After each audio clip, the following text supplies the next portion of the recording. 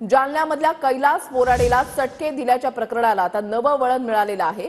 Kailas बोराडेचा मद्यधुंद अवस्थेमधला video सरांगेंनी दाखवलेला आहे। बोराडे मद्यधुंद आणि अर्धनग्न अवस्थेमध्ये मंदिरामध्ये गेल्याचा व्हिडिओ त्यांनी दाखवलेला आहे।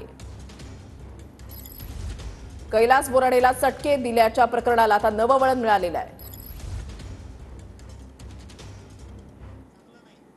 शांतो भुजबळ तो हमी शांतो वय काय झालंय, आपण काय बोललं पाहिजे, काय जातीचा रंग द्यायचा, कशा मॅटरला बी जेव केला ना त्याला भरायलाच लावायचं, असं असं नियत पाहिजे छगन भुजबळ तो अशी नियत पाहिजे की कोणत्या जातीचा असू दे चुकला त्याला करायलाच लावायचं, त्याला सजा झाली पाहिजे, अशी भूमिका पाहिजे। आम्ही कशा भूमिका घेतो हो, परळी सुद्धा आमच्या एका माणसाला जातीचं नाव नाही घेत, दुसऱ्या जातीच्या माणसाने इतकं मारलंय, बेकार व्हिडिओ आहे, 2 महिने झाले आम्ही नाही ओढलं त्याच्यात का जातीवादाकडून त्याच्याकडे बघायचं नाही, कुठलं मॅटर झालं त्याच्याकडे जातीवादाने का बघता रे?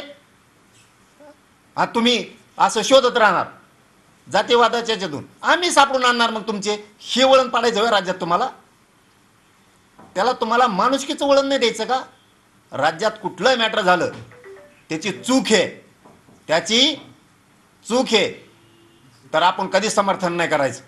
जातीचा म्हणलं की असं याला उकाळ्याच फुटत आहेत। पुरुषांची देवदेवतांचा अशी जर काही विटंबना झाली, काही बोलले तर डायरेक्ट यांना मोक्या खाली घेतलं पाहिजे।